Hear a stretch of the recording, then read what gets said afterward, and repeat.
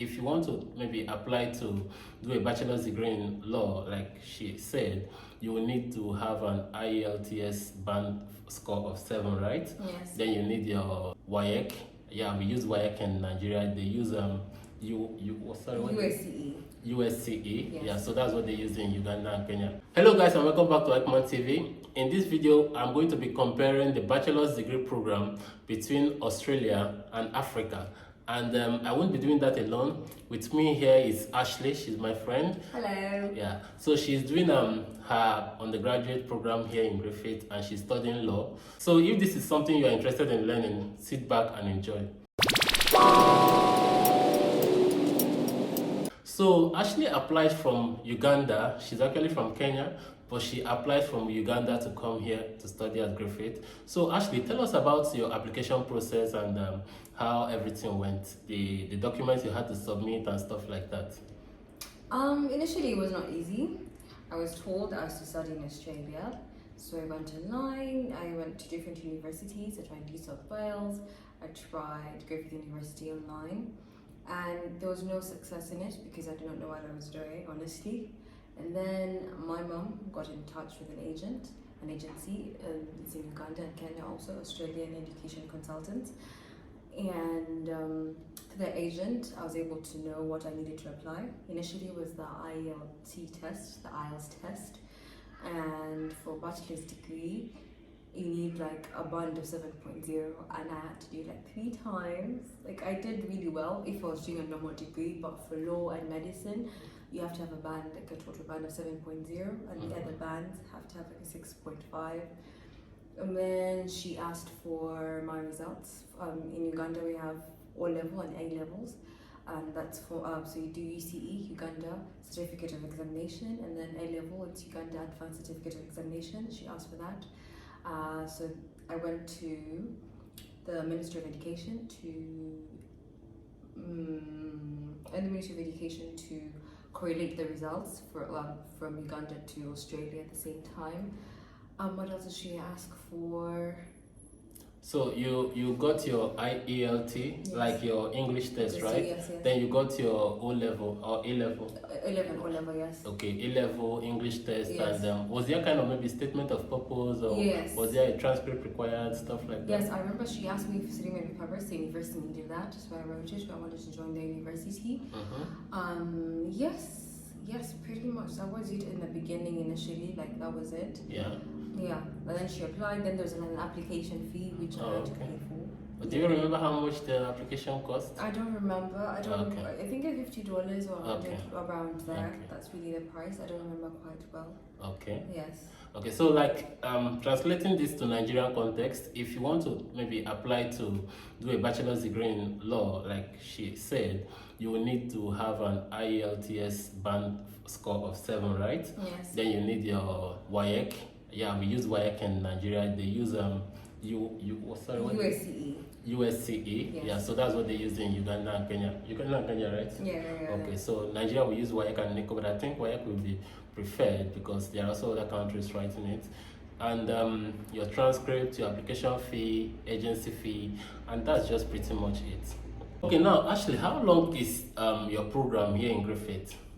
It's actually 4 years, but it can be 5 years depending. But in Griffith, it's 4 years, and then the 5th year is for when you want to practice law. Yeah. You know, it's also the same thing in Nigeria. Like although Nigeria you have to do 5 years. Your after the 5 years, you now maybe do your NYC, call to bar and stuff like that. But here it's 4 years. I mean, based on what she's saying. Do you think it's also the same thing for those studying medicine? Like, do you think it's also 4 years for them? I don't know. Medicine is complicated, honestly. Oh yeah. So I'm not sure because your medicine is like, I don't know. There's so many things of this and that. So I don't even know how many years the medicine is actually for. I get confused. Everyone gives me different answers. Yeah. Okay. What's the nature of your classes here? Like, how do you guys do your classes here in Griffith? We have online. We do online classes and in-person classes, so it's choice. But then there's a restriction on how many online classes you can take. Okay. And yeah, you can balance them out.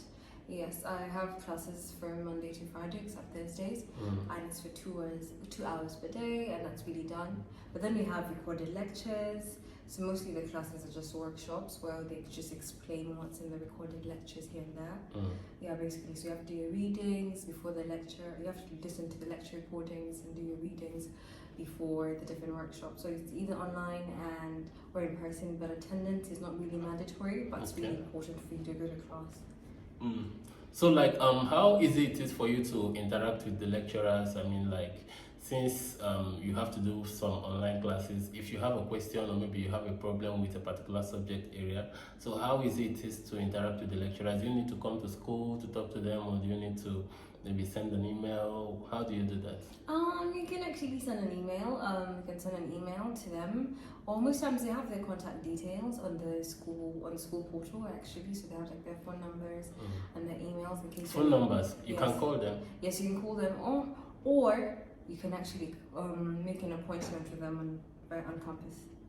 Okay. So like when you send emails to them, how long does it take before they give you feedback? It depends on the lecturer. Some are very quick with the response, some are slow, but just depends on the lecturer and how busy they are. Okay. Yes. Okay. Yeah, so you said like there is no need to, like, attendance is not mandatory here. Yes. Yeah, like unlike Nigeria, you have to have at least 75% attendance for you to write exams in most federal universities. But from what she's saying, attendance is not that mandatory. But does that mean if someone doesn't attend any classes at all, the person will be allowed to write their exams? Yes, they'll be allowed to write the exam, but at the same time, why are you paying all of that amount of money and any missing classes? Like, it doesn't make sense. Yeah. And you also have to attend classes to at least understand what's going to be taught, because like you listen to the recordings and do the readings, but sometimes it's not as easy, so you need like to attend classes. Yeah. To get at least an easy understanding. Okay. Yeah. Are you on any form of scholarship?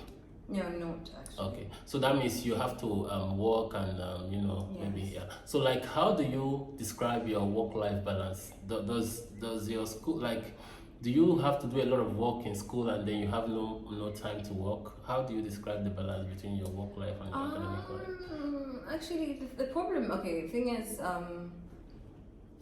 it's not that hard depending on actually the job you do.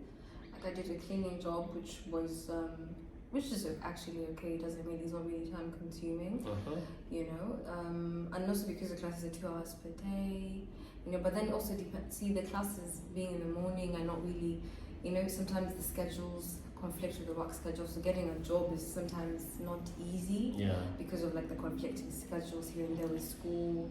But then I just said, like, we have recorded, like their workshops also recorded sometimes, so in case you missed it, you can just watch it. You can watch it back, in case like work conflicts with that. Okay. I mean, that's very robust. Like, it's possible for someone to actually work and study at the same time, do bachelor's program here. Yeah. Okay. Do you know what your school fees is? Like, your fees? Yes. How much is it? Your school? $15,000 Australian dollars. $15,000. Oh wow. See, so mine is around $19,000, but that's per trimester, right? Yeah. Okay, so 15,000 for law. Do you think that's also the same for medicine and other courses? Do you know? I'm not really sure. I don't know, but I think maybe the same range. Honestly, I don't know, but I think so. I mean, the rates are actually on the website, but I don't think they are the same. Yeah, I don't think so. Yeah, I don't think. I think there are some courses that are cheaper. Lower, definitely. Of course. So, okay, now, what will you say is kind of your greatest challenge studying here in Griffith? Greatest challenge. Yeah. Do you have any kind of maybe challenge or? Maybe like interaction with people, like in my same class, because it's like it's not the same students you're going to see over and over again.